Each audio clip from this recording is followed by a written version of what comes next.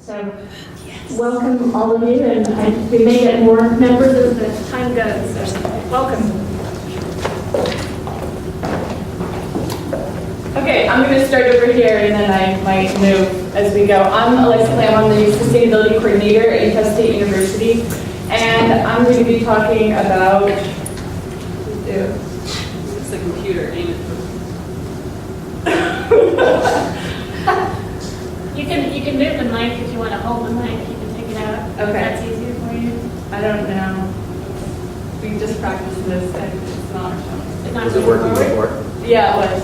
But like it's not even responding to error keys.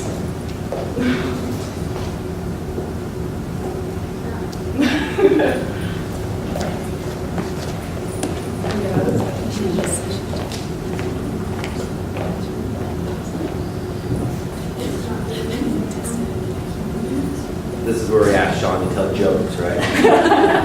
So what's the trick for Frozen?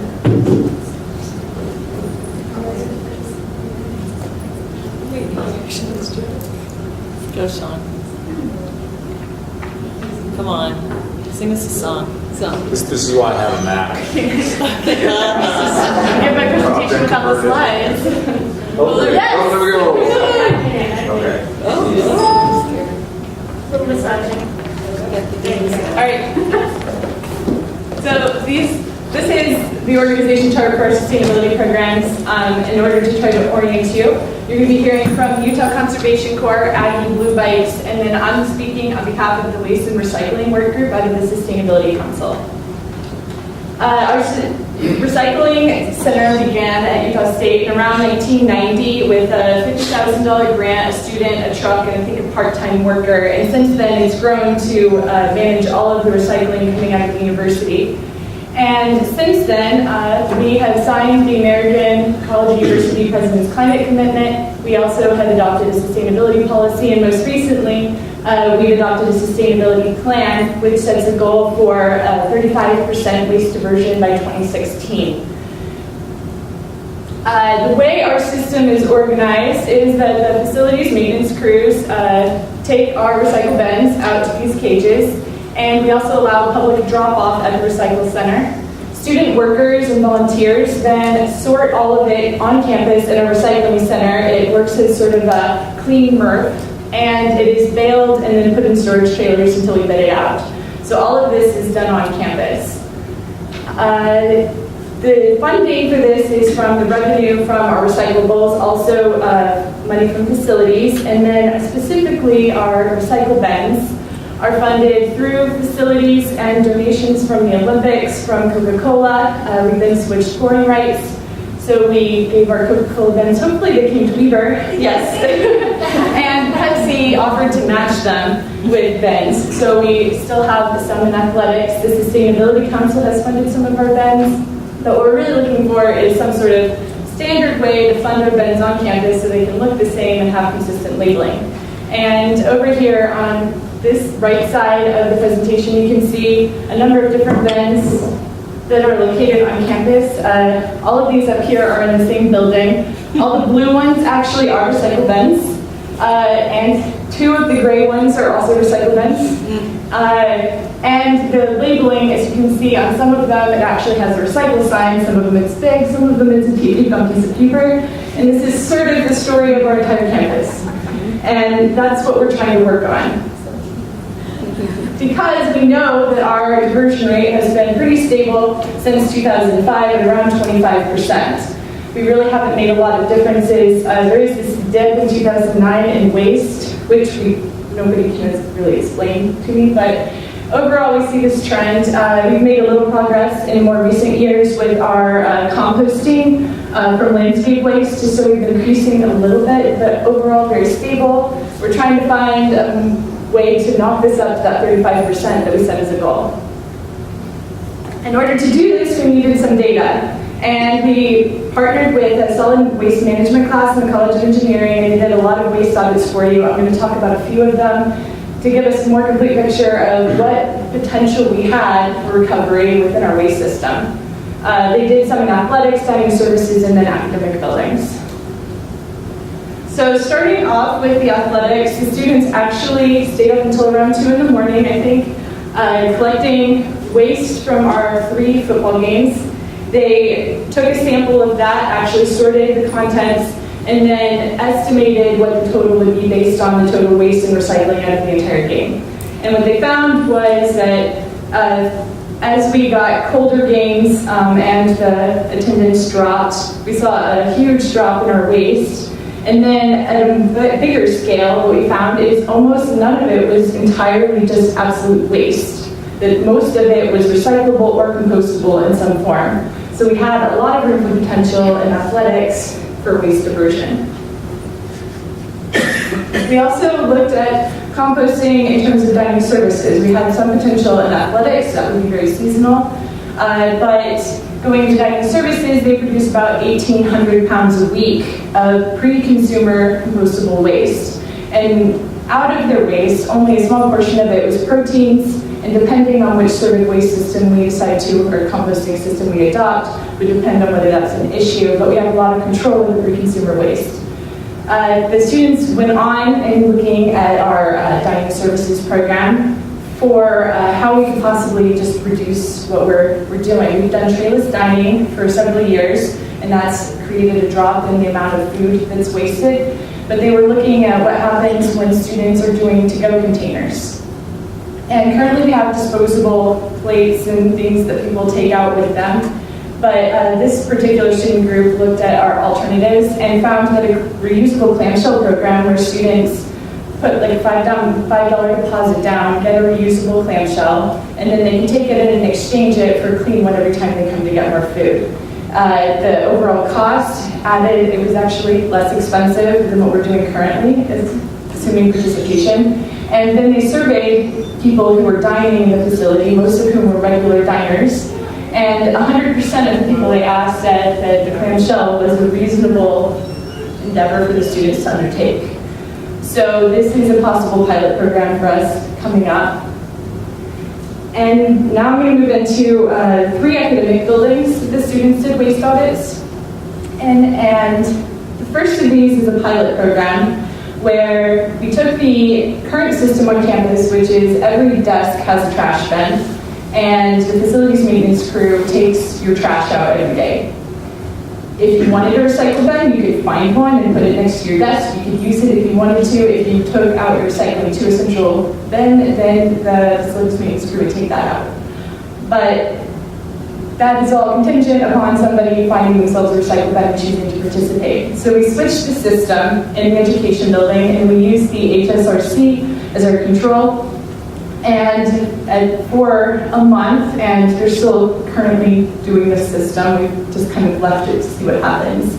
Everybody has a recycle bin, the recycle bin is taken out, they have this little miniature waste bin to use, and that is a self-service waste bin, so if they decide to use it, they take it out themselves and empty it. What we did find was maybe not exactly what we were hoping. The numbers were highly variable in the buildings, so we couldn't really get a trend from what we were doing, and we didn't see a significant difference. But the good news was both of these buildings were really pretty good about recycling in the first place. They had about 10 to 15% of the contents of their trash was actually recyclable. So they weren't doing too badly in the first place. But we know that's not true for the entire campus. We've also done, we saw it in the engineering building where about half the contents of the trash is recyclable. So we know that on campus that probably more buildings are similar to this because the HSRC and the education buildings were picked for the pilot because they thought at least those occupants would be accepting of the experiment, and it's possible that that's changing our results.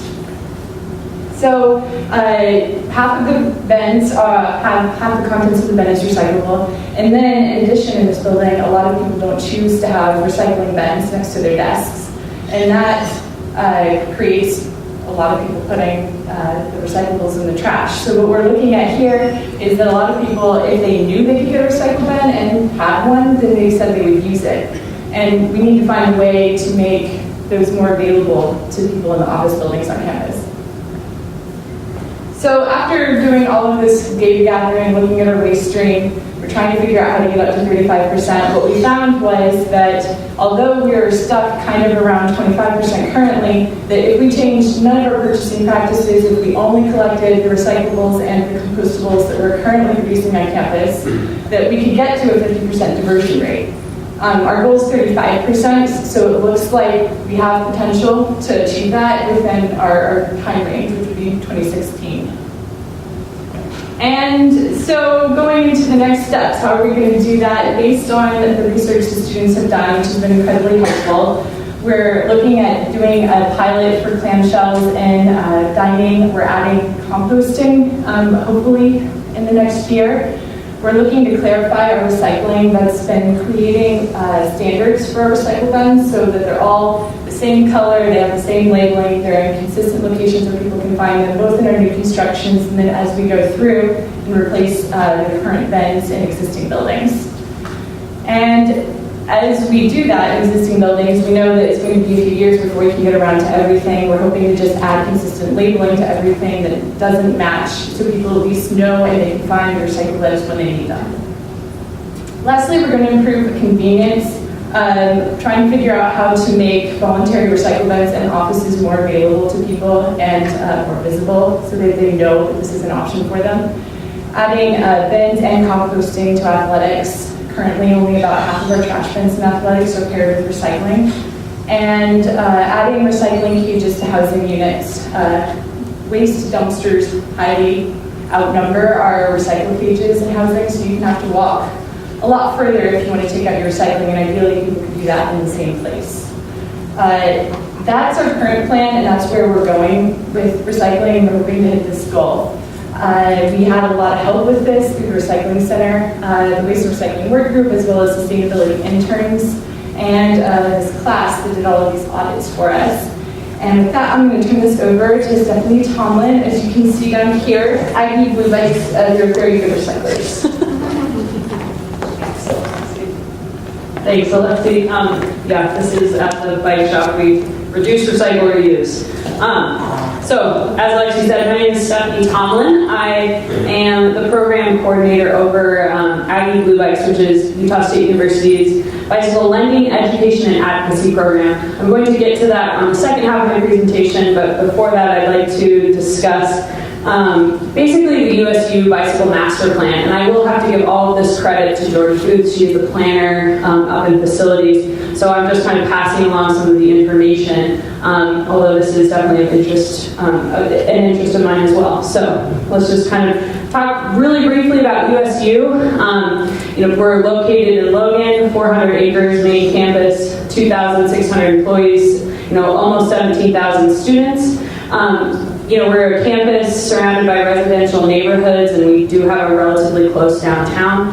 It's a unique campus setting that requires pretty unique planning in regards to bicycle infrastructure and bicycle planning in general. So that's kind of the situation we're in and why I think, master planning for bicycles at Utah State University has taken the form that it has. So the bike plan really, the need for a bike plan, I think really came about in about 2011. It came about because of all of these different factors. Safety, this happened around 15, 16 years ago. There was actually a proposal to try and prevent cycling on campus at all. I think this happened out of some incidences, and I will be completely honest when I say that this is not something that we've completely eliminated by any means now. We're still working on this, but it definitely arose out of that. But then, some policies and some really motivated people made that change, and obviously cycling is allowed on campus now. It came to a head between, because of safety. Education and awareness, this kind of really comes out of, it's not just cyclists that need to know the rules, it's both, right? There's two sides, the pedestrians and the motorists. It needs to be a very symbiotic relationship. And actually, most recently, we just hired on a bicycle education coordinator for the university, and he is tasked with trying to figure out ways of educating all parties involved. And then these last five, this is really a win-win-win-win type of thing. As you As you increase cycling on campus, you're furthering our sustainability mission, you're promoting health, you're accommodating an increase of cyclists through infrastructure and other elements such as that. And then you're also, we have worse air quality than Salt Lake does. So we're helping with these air quality problems. And you're dealing with some of these infrastructure challenges that are definitely, facing this university. So, so that was kind of the needs, the reason that we decided we needed to do a plan. And this is actually, this is one of the biggest, or I guess this is something that's maybe most visible to students about the plan. This is our bicycle map, thanks to Alexi actually. This is the second iteration of this map. This time around we're really including things like, we're showing where you can bike on sidewalks versus on the road, and we're giving you common safety tips for cyclists at Utah State University. So some really interesting and perhaps innovative things that Utah State has been doing for bicycle planning.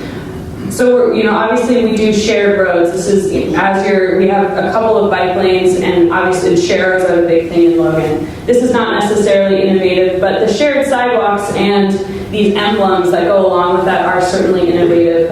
It's designs that we've done in-house to really promote safe cycling. We have strategically placed these in areas that we need them, basically for walk your wheels, dismount zones, slow, and just making sure that we're promoting that shared use. And then a huge component of this is making sure that what we're doing at the university is actually trickling down to the city of Logan in general, and vice versa. We can't have a very connected cycling network on campus if we don't have that also in the city of Logan. It just doesn't really make sense. So we've been working with everything that we have been doing. We've been working with Logan City on, and it's definitely been a very symbiotic relationship there. Our plans up at the university trickle down, and we're seeing some definite corridors to get cycling, to get people safely from one side of the city up onto the university.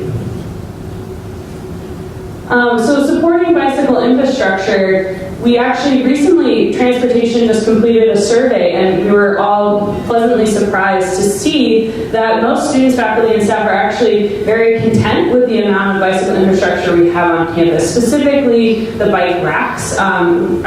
Facilities has done a fantastic job over the past couple of years, dedicating a lot of resources to making sure that we have sufficient bicycle parking. As you can see, this is out in front of our library. And then in a recent Blue Goes Green grant, we just retrofitted the rest of our Aggie shuttles with 3 bike racks to get students up some of the hills with their bikes. And then we also designed both in-house and then brought in bicycle structures such as this for protective bicycle parking. Enforcement.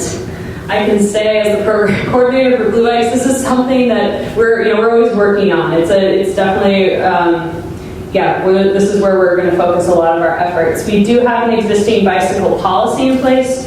That it's 501 in the USU policy, but we definitely rely a lot on state law and local ordinances for our bicycle enforcement.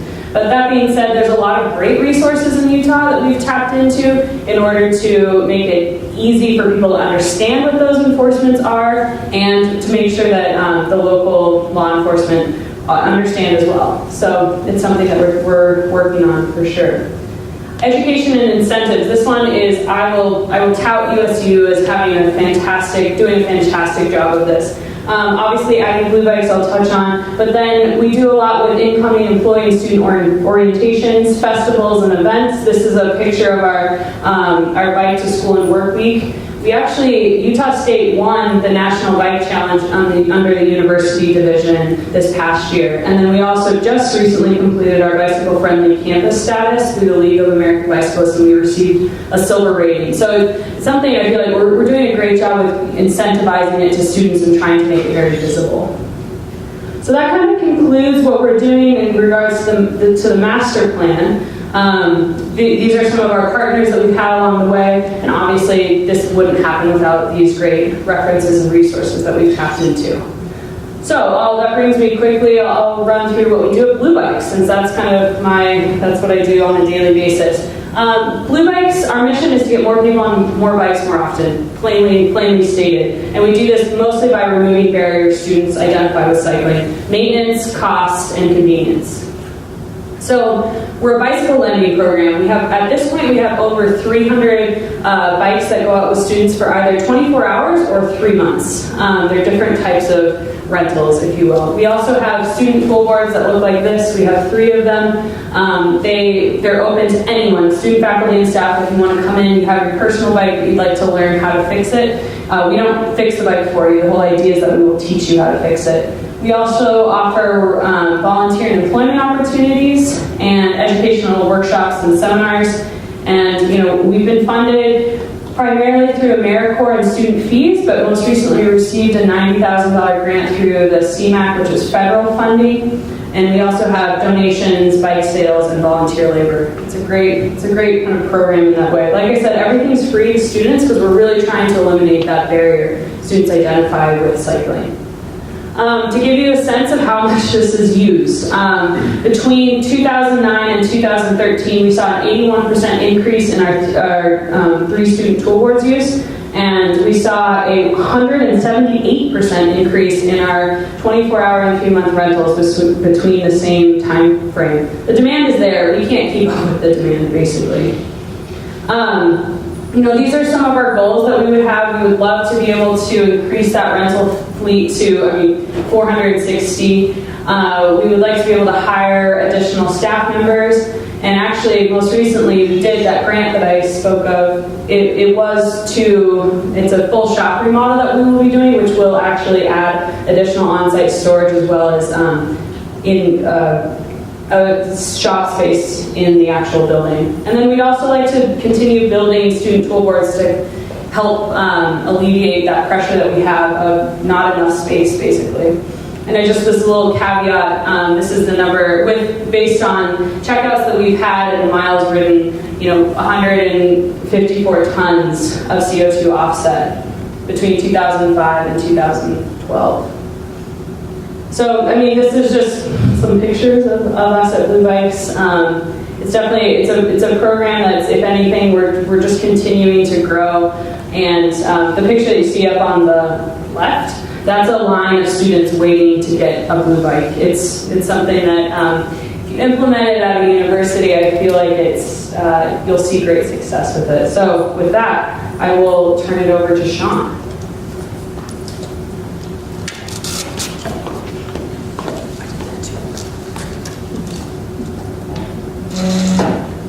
Right, I'll be pretty brief. I'm just going to talk a little bit about the Utah Conservation Corps and transition our sustainability efforts, or else you're going to wonder why we got from BYU's hanging out with 3 Aggies. So Utah Conservation Corps started back in 2001. For those of you who were here this morning with Secretary Jewell, we are one of those 21st century conservation service corps. We're one of, I believe, only 4 conservation corps based at university. And we go to the next slide. Talking about some of our accomplishments that we've achieved in the last 13 years. And this is what almost 900 AmeriCorps members have done. So a lot of the stuff that kind of follows in the traditional civilian conservation corps legacy, with also a lot of environmental education. That's kind of how we fit into the grand scheme of sustainability efforts within Utah State University, and we're kind of proud of all these statistics. But recently, we've been kind of looking at what's our greater impact, especially with our members, and that's kind of where we teamed up with a bunch of other conservation corps and enlisted the help of Matt and his fellow researchers in assessing what are the impacts that the experience of going through a program like Utah Conservation Corps has on their education, their career, their life ahead of them. So with that, I promise to be really brief before I hand it off the anchor leg to Matt. Awesome, thanks, Sean. And it feels very natural for me to be up here with a bunch of activists, because I was at Texas A&M Aggie for 6 years too, so I think there's some affinity there. And I love that I've been a bike commuter for about 8 years, and so what a great program, some good ideas that I can take down to BYU with me. So as Sean talked about, my colleague Mike Edwards and I, who is now at North Carolina State University, began working with a number of Conservation Corps programs about 3 years ago along this idea of trying to understand. We know there's some great impacts. I mean, the statistics that Sean had up here in terms of number of miles of trail built and acres and all kinds of great things on that end, but also be able to tell the story about what does this do for the participants themselves, which is a really interesting story. So we have 14 conservation corps that participated in this most recent evaluation. So this is 2013 data that I'll show here. And it's really a collaborative evaluation strategy. There's a lot of unique characteristics across the 14 programs that are involved.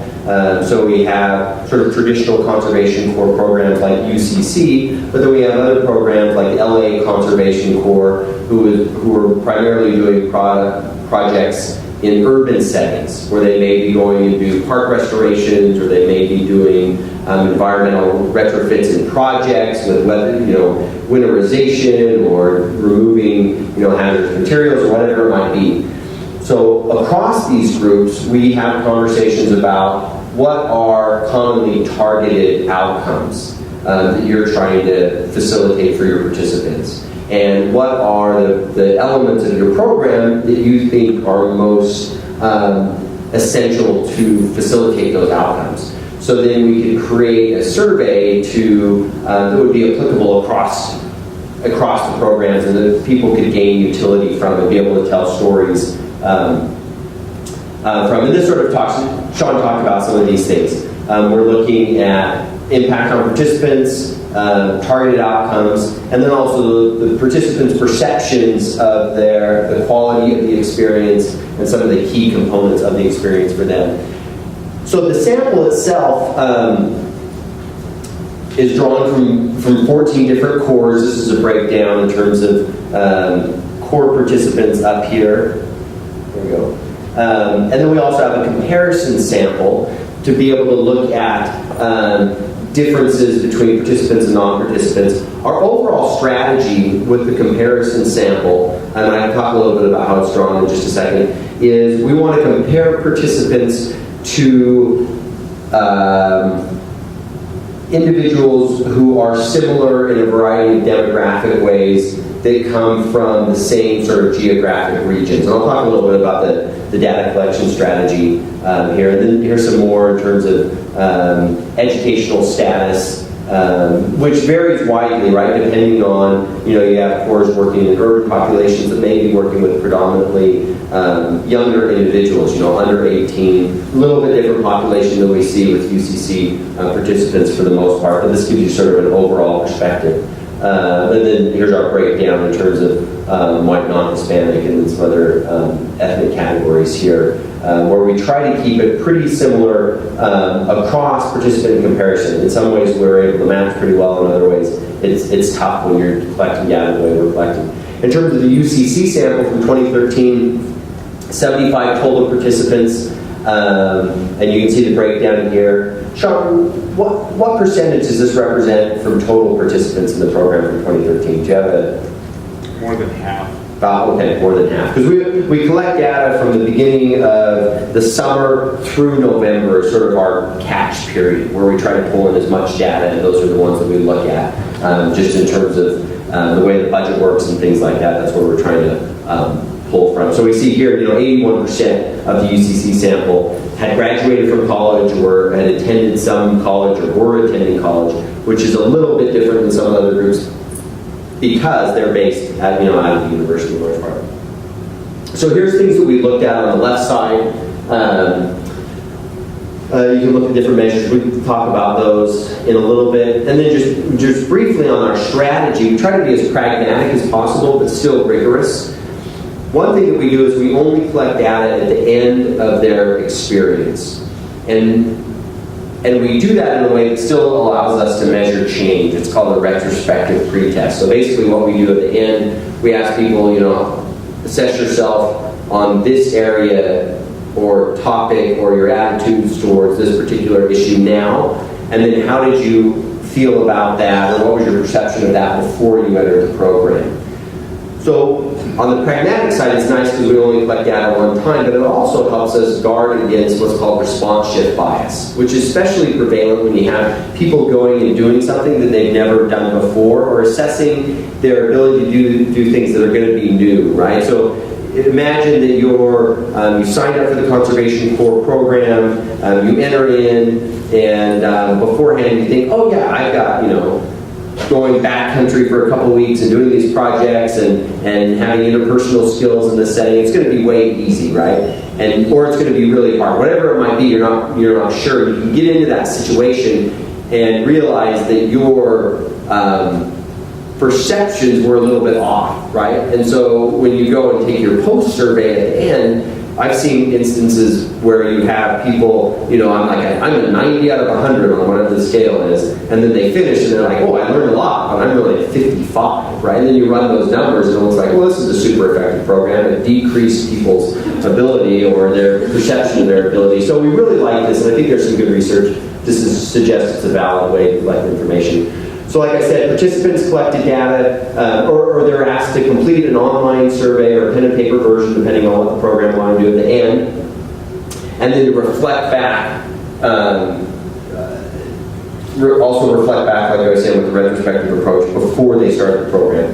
And then the comparison group was collected through with an online research firm, SSI Incorporated, and they collected survey data from ages 14 to 26 from across the United States. And then we also do follow-up surveys, which we just finished the follow-up data collection. We don't have those. We do those 90 days out.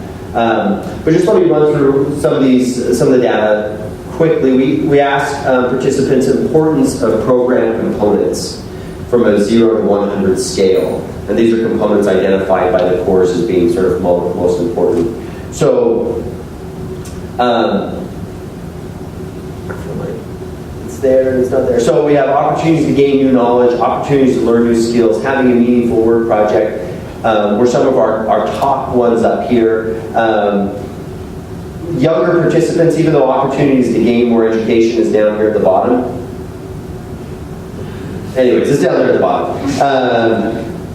When we break it down in terms of age differences, course that had younger participants under 18, that was more important for them, right? But overall, this is for the entire sample, right? New knowledge, new skills, meaningful work project, make a difference. These are things that were really important to people.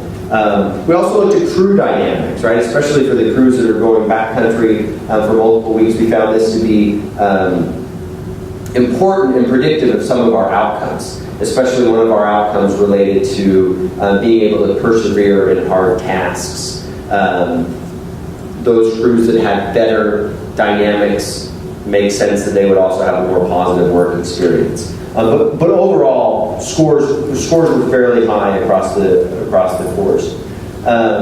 We also looked at pre to post intentions in terms of getting additional education and then confidence in the ability to get a job. Again, these are perceptions, but we know that people's confidence in their ability to do things is a really good predictor of actual performance. And so we saw significant increases on a 1 to 5 scale in both of these areas. In terms of targeted outcomes, we looked at community engagement, environmental engagement, teamwork, leadership, self-responsibility, grit, which is this idea of being able to persevere in hard tasks, keep working on things, critical thinking and communication. And so these are change scores here. And we saw when we looked at the change scores, so differences between pre and post, we saw significant changes across all of these. And where participants or the comparisons, which we would expect, they were reflecting back, how were you in these areas, 90 days ago. Weren't seeing much change, but the core members who were going through this fairly transformative experience were seeing really significant changes. those Corps members who especially were on had more backcountry Corps experiences and that came in with higher degrees of education, we saw, especially in terms of environmental engagement, greater increases there. So I think like UCC participants, especially see strong growth in things related to environmental engagement. This is just another way to look at sort of change scores. You see at the bottom, this is our grit score, which is the lowest. That one's really hard across all studies. That one's a hard one to move. So the fact that we saw any significant movement where with the comparison group we saw none whatsoever, that was actually our biggest difference between comparison, percentage-wise between comparison and participants.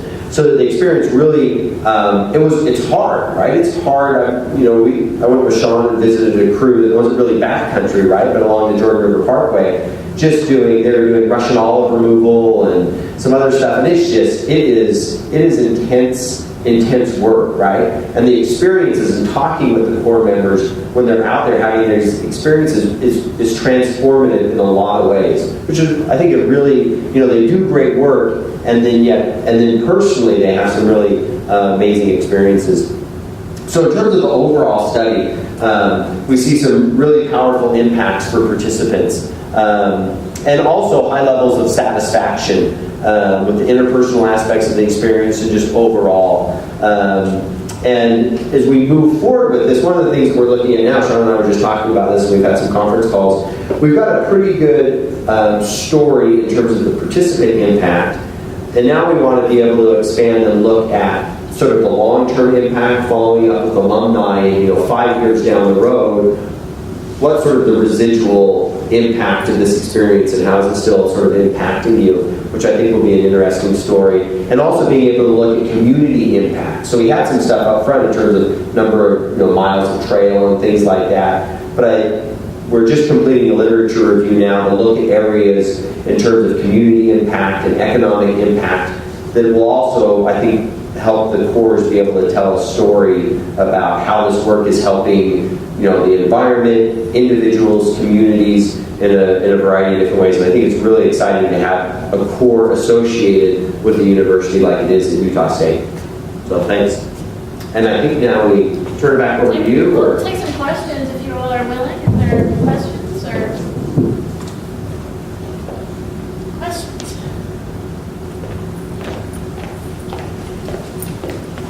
Yeah, go ahead. Oh, Sean, can you talk about the Blue Goes Green grant fee and what's kind of the history behind that?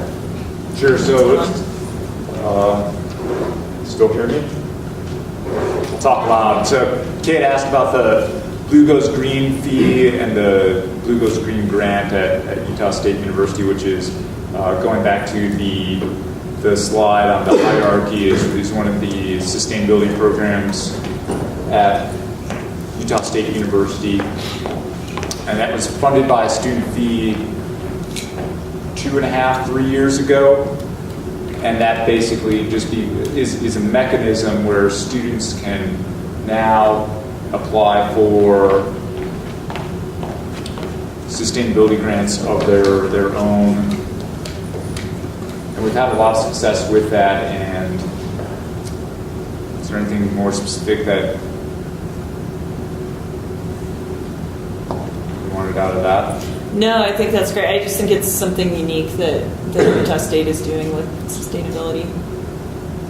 Maybe not totally unique, but it's one way. Did you have we're approaching much it. difficulty? I mean, obviously it did happen and it got passed. Was there much resistance to that at the time it was trying to be accomplished?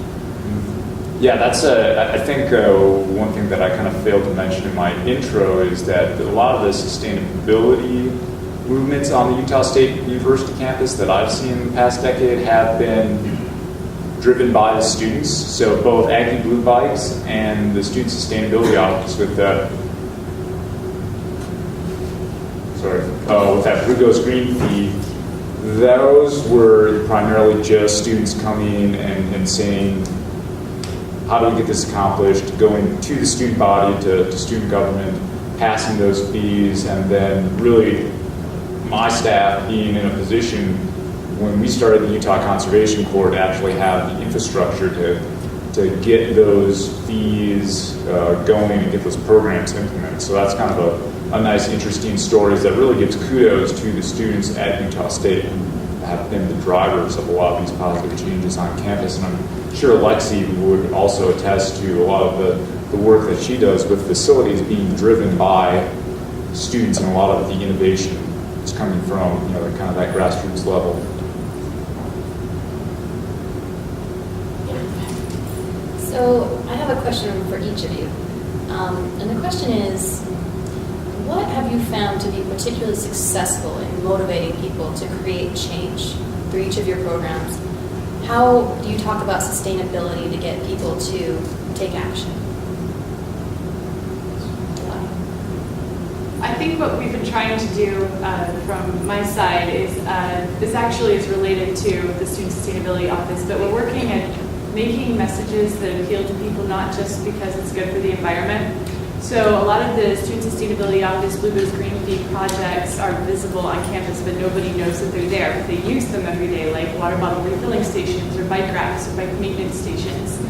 So we added some signage, and it's like in our Aggie blue, and it has things like parking for the fit and fabulous and things like that to try to make people realize this is what my student fee pays for and it benefits me.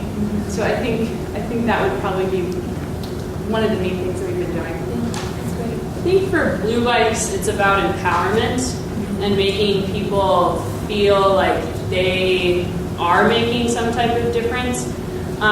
Cycling, I mean empowerment on all types of levels. It's empowering to come into that shop and feel like you didn't know how to change a flat tire, and then you leave and you now know how to. You're going to be much more likely to then continue riding your bike.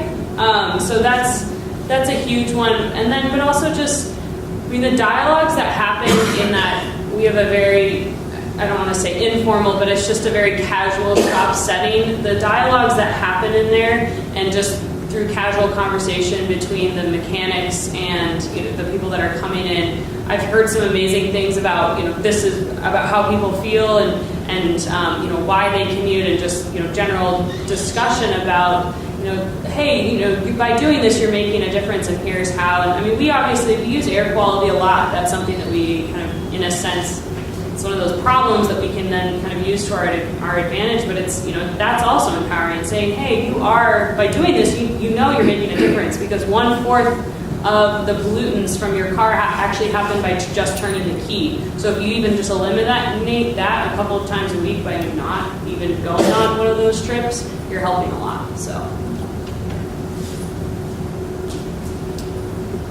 Do you want to talk to conservation corps stuff broadly? I mean, the one thought that I would say, and we saw that when we asked participants about what were the sort of the key elements of the experience, that a work project that made a difference. And some of the core members that we even talked to out in the Duerden River, that they were saying, when we can see how the work that we're doing has a broader impact beyond, well, there just aren't Russian olives here anymore, but okay, this, and the day that I was there with Sean, the mayor was there. And she was there talking about sort of the broader vision for the park, the parkway, and how this can bring, if this can get cleared out, and we can do some other things in terms of getting people down here and making this a place for people to be able to recreate and get outside. And I think anytime, I think this is a really, foundational principle, right? That when people can see how my little piece connects to a broader picture, the motivation is much different. Yeah, to go along with the previous three, what I've seen in a lot of the efforts on campus with our members and our students is not necessarily the work. The work's great, actually going ahead and doing the service, and I feel privileged to be part of a department at a university that kind of is smooshing the nexus between service learning and sustainability together. So what I see out of that is letting those people on the front lines know that they're the ones that are driving the innovation in this movement. I think that's the most rewarding part of it, is knowing that somebody could tweak the process and make your whole organization better. It could be someone who's just only been there a week and sees something that somebody like me, who's been in it for more than a decade is what we miss, so. Thank you. So another question in the back. Did you still have another question before? Oh, mine was for Alexi. I know she had your blue bins. Do you educate, is there kind of an education on what numbers, what kind of for plastics and paper types that can be recycled? Or is that assumed that the students know that? Well, yes and no. Some of the bins do have, and it's mostly through signage that we have done that, is to try to have it located with the bins. Specifically, when we did the pilot in the education building, what we did in both buildings was give out every single desk a little like quarter sheet that had instructions about how to use a bin, and then all of the central bins then had the Recycle Across America is a nonprofit that has some standard labeling that has images and text.